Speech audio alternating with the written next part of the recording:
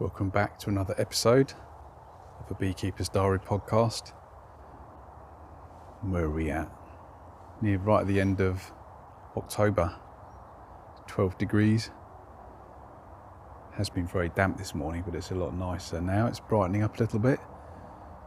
There's a red kite circling and descending to my left in the next field, and it is stooping down as landed. You can hear the crows objecting to whatever it's up to. It's taken off again now, off up into the trees. Maybe it's caught something. That's nice. I'm back just checking on the feeding status of the bees. They've taken down pretty much all the syrup that I put in last week. It's sort of quite crystallised in the boxes, just amongst the straw that I've got in there now. So I've just roughed it up a bit to make it easier for the bees to scrape the last few remnants out of the hay, and I think that'll be it for the year. I think I'll resort to fondant in a few months if necessary, which is not normally the case.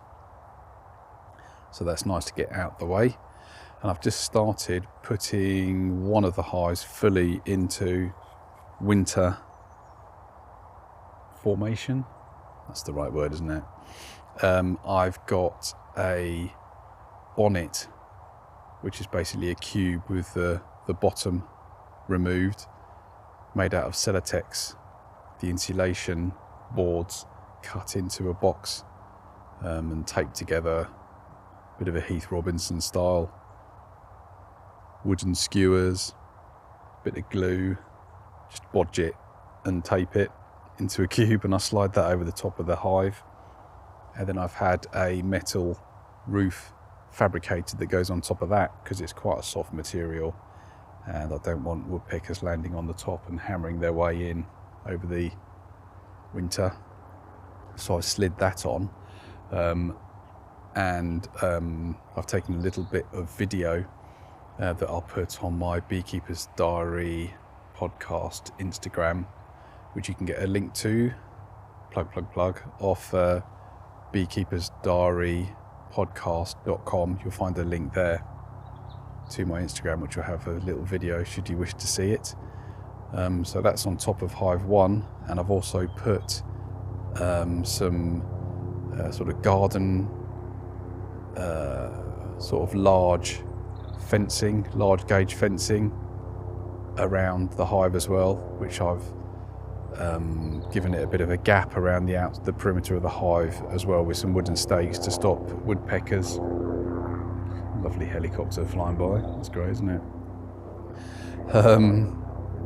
It's quite an affluent area around here, so people like going for their helicopter lessons. My bees have got a better postcode than me. So I've put some garden sort of mesh fencing around the outside of the hive to keep the woodpeckers away, so they can't, even if they landed on the netting, it's too far away from the hive for them to be able to peck through. So it's worked so far. So I'll come back next week and do the same for Hive 2. They're flying a little bit, not so much wasp activity. I've left the entrances at the tiny 1 bee space. That seems to be working for them. But yeah, they're just ticking over, going out see if they can forage a little bit of ivy maybe, but I think it's a bit late for that now.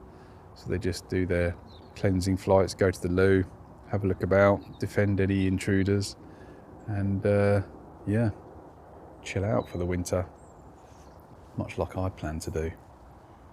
So that's it, quick little update from here. I'll be back next week to do the other hive, and have a good week. See you later.